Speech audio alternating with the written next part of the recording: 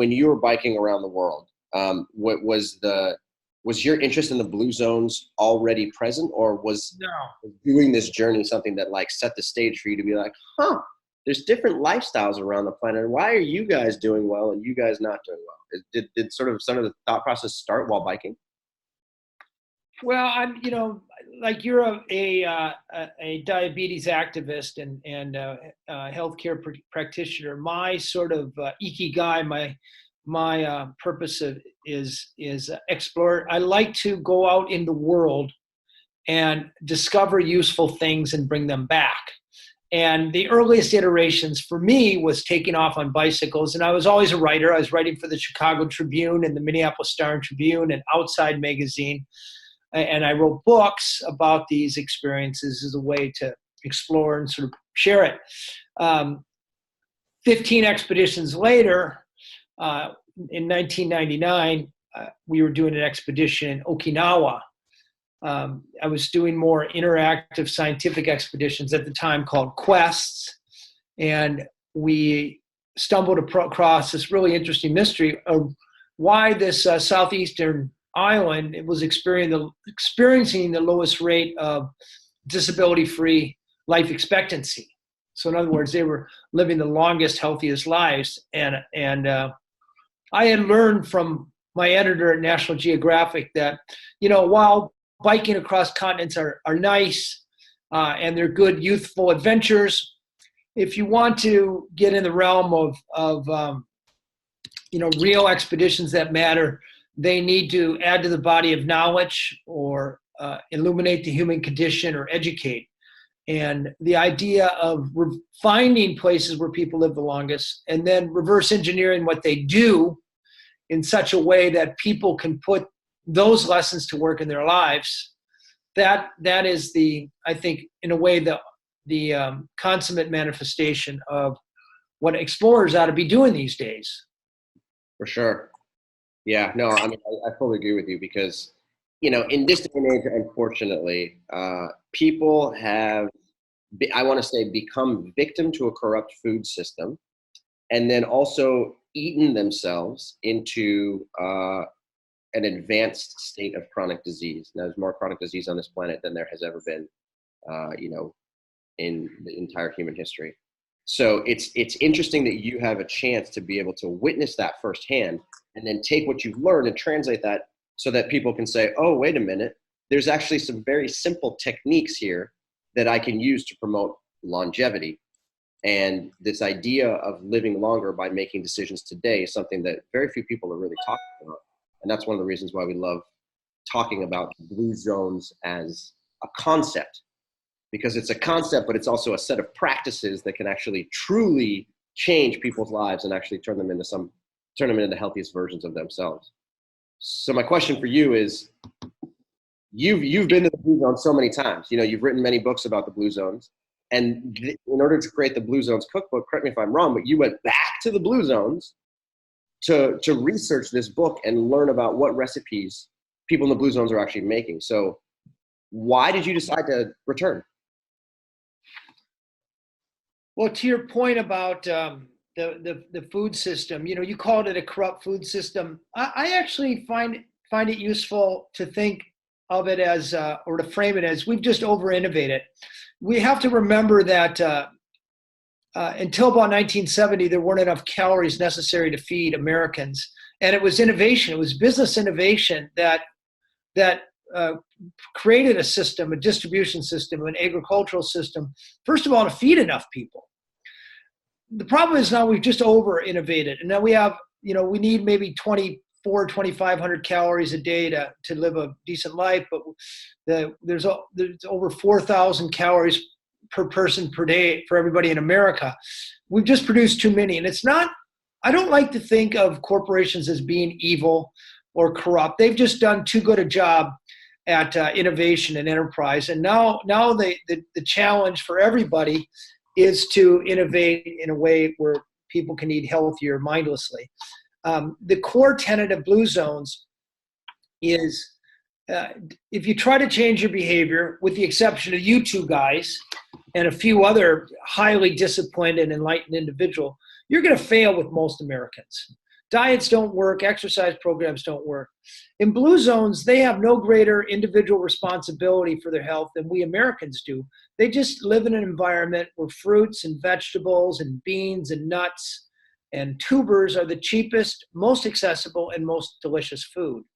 So knowing that, David McLean, the National Geographic photographer, and I, 2 years ago, went back to blue zones. Icaria, Greece, Okinawa, Japan, Sardinia, Italy, Nicoya Peninsula of Costa Rica, very close to where you are right now, and the Adventists in Loma Linda, California. And before these American food cultures completely blast away the food tradition, I sat on stools in old ladies' kitchens up in the mountains of Sicily, Sardinia, and Icaria, and captured 100 recipes that have been used for over 500 years. And then David, the photographer, shot the ingredients and the food techniques and the tables and the people who were making this food and the setting. And I don't like to think of this as a cookbook. It's called the Blue Zone Kitchen: 100 recipes to live to 100, but it's really constructed like a 300-page National Geographic article. In other words, it's all National Geographic photography. The introductions are very science heavy. I explain why these foods are yielding largely disease-free people. And then, because people like to have something they can use, I captured 20 recipes in each of the 5 blue zones that follow the Blue Zones food guidelines, which, by the way, are very close to the prescription that you guys offer for people to get insulin sensitivity under control. Yeah, so you mentioned something really interesting there. You said the key is to have an environment where you can eat healthy mindlessly. That's really interesting. How can people make that happen in their life? I mean, what can somebody do? Do we have to wait for the environment to change? Is there things that we can set up? Like, how do we make that happen? That's almost like a trick question, Robbie, because anybody watching you right now, all they have to do is look at your backdrop. There is no negative choice in that whole backdrop. They can grab anything off of any shelf and it's going to help them live longer. And to your point, get their insulin under control. So there's no reason, there's this idea of a Ulysses contract. It comes from the Iliad, where Ulysses tied himself to the mast so he could float through the Sargasso Sea and hear the sirens without, going crazy. If you set up your home the way you set up the backdrop behind you, if you make friends with people like you two guys who by default are going to eat plant-based food, if you make an effort to make sure your family lives in a place where there's easy access to fruits and vegetables, and it's inconvenient to go eat burgers, fries, and pizzas, well, you don't need heroic discipline to make the right choice. And Blue Zones our mantra is, if you want to get healthier and live longer, don't try to change your behavior. You'll fail. Change your surroundings. It's brilliant. Okay, so something you discuss in this book, as I read through, is you say that in the Blue Zones, they eat approximately 20 core ingredients.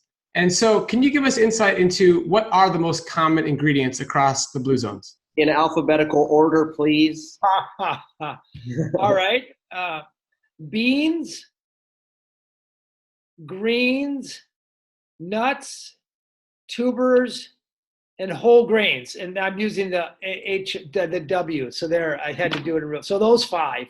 But the actual ingredients are different depending whether you're in Okinawa or Sardinia or Icaria. Conveniently, I have a Blue Zone in an Asian format, a Mediterranean format, a Greek format, a Latin American format, an American format. And so they change from place to place. But, when you go to Okinawa, you're going to see mostly tofu and turmeric and different and garlic and sesame. In Icaria, you're going to see garlic, lemon, and rosemary as kind of the base You're in Sardinia, you're going to see pasta, sourdough bread, fava beans, tomatoes. In Costa Rica, you're going to see whole grain corn tortillas, beans, squash, tons of tropical fruit. And then among the Seventh-day Adventists, they're biblical. They're a little bit less on 20 ingredients. They mostly follow Genesis chapter 1, verse 26, where, this is from God, the diet of the Garden of Eden. Every plant that bears seed and every tree that bears fruit. So if you think about that, fruits are, apples and citrus and even tomatoes, and seeds are nuts and grains and legumes and beans. So, the point being, if you want to eat for longevity, focus on peasant foods, simple foods that for the most part are cheap, and with a little bit of the genius from these kitchens and blue zones, you can make them taste good so you'll eat them for a long time.